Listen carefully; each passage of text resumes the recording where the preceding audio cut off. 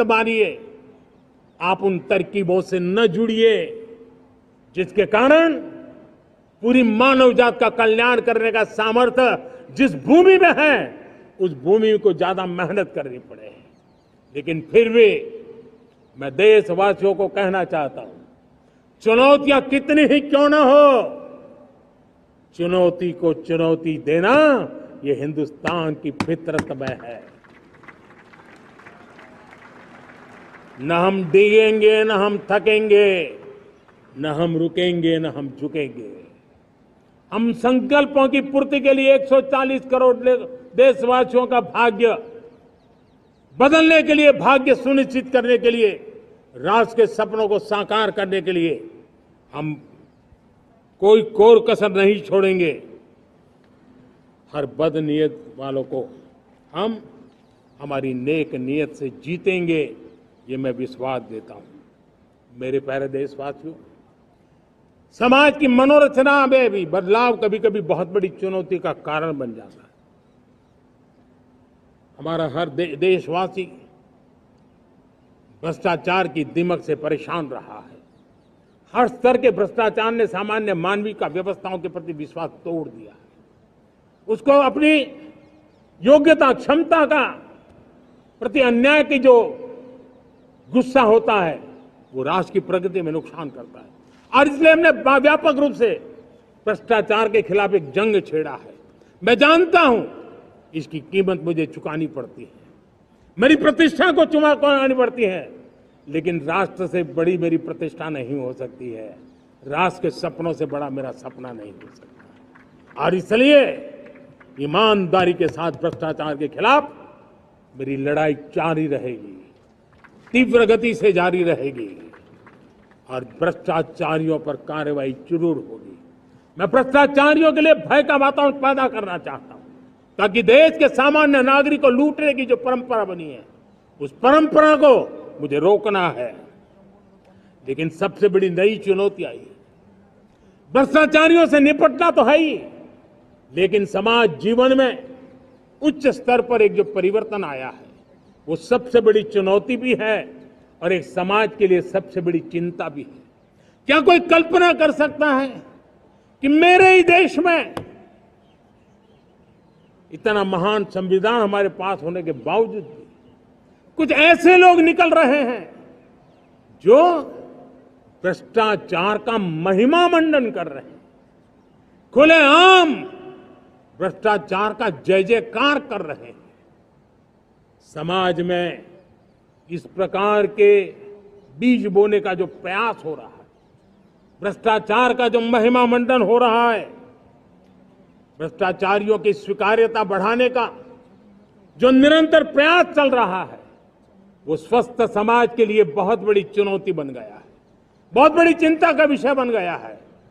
भ्रष्टाचारियों के प्रति समाज में दूरी बनाए रखने से ही किसी भी भ्रष्टाचारी को उस रास्ते पर जाने से डर लगेगा। अगर उसका महिमा मंडन होगा तो जो आज भ्रष्टाचार नहीं करता है, उसको भी लगता है कि तो समाज में प्रतिष्ठा का रंग बन जाता है, उस रास्ते में जाने में बुरा नहीं है। मेरे प्यारे देशवासियों, बांग्लादेश में जो कुछ भी हुआ है, उसको लेकर पड़ोसी देश के नाते चिंता होना, मैं इसको समझ सकता हूं। मैं आशा करता हूं कि वहां पर हालात जल्द ही सामान्य होंगे। खास करके 140 करोड़ देशवासियों की चिंता कि वहां हिंदू, वहां के अल्पसंख्यक, उस समुदाय की सुरक्षा सुनिश्चित हो। भारत हमेशा चाहता है कि हमारे पड़ोसी देश सुख और शांति के मार्ग पर चले। शांति के प्रति हमारा कमिटमेंट है, हमारे संस्कार है। हम आने वाले दिनों में बांग्लादेश की विकास यात्रा में हमेशा हमारा शुभचिंतन ही रहेगा क्योंकि हम मानव जात की भलाई सोचने वाले लोग हैं। मेरे प्यारे देशवासियों, हमारे संविधान को 75 वर्ष हो रहे हैं। भारत के संविधान के 75 वर्ष की यात्रा देश को एक बनाना, देश को श्रेष्ठ बनाने में बहुत बड़ी भूमिका रही है। भारत के लोकतंत्र को मजबूती देने में हमारे देश के संविधान की बहुत बड़ी भूमिका रही। हमारे देश के दलित, पीड़ित, शोषित, वंचित को सुरक्षा देने का बहुत बड़ा काम हमारे संविधान ने किया है। अब जब संविधान के 75 वर्ष हम मनाने जा रहे हैं, तब हम देशवासियों ने संविधान में निर्दिष्ट कर्तव्य के भाव पर बल देना बहुत जरूरी है। और जब मैं कर्तव्य की बात करता हूं, तब मैं सिर्फ नागरिकों पर बोझ बनाना नहीं चाहता। कर्तव्य केंद्र सरकार के भी है, कर्तव्य केंद्र सरकार के हर मुलाजिम के भी है, कर्तव्य राज्य सरकारों के भी है, राज्य सरकार के हर मुलाजिम के हैं, कर्तव्य हर स्थानीय स्वराज संस्था के हैं, चाहे पंचायत हो, नगर पालिका हो, महानगर पालिका हो, तहसील हो, जिला हो, हर किसी के कर्तव्य है। लेकिन साथ साथ 140 करोड़ देशवासियों की कर्तव्य है।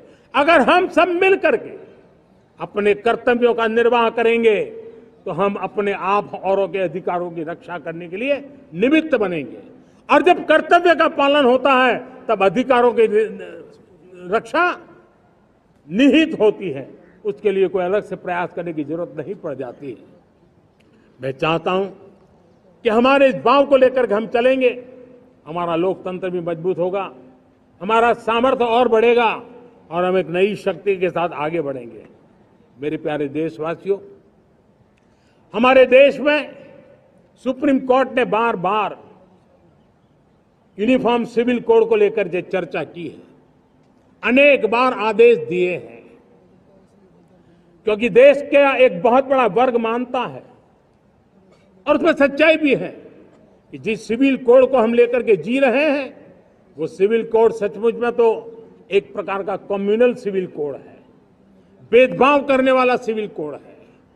ऐसे सिविल कोड से जब संविधान के 75 वर्ष मना रहे हैं और संविधान की भावना भी जो हमें कहती है करने के लिए, देश की सुप्रीम कोर्ट भी हमें कहती है करने के लिए, और तब जो संविधान निर्माताओं का सपना था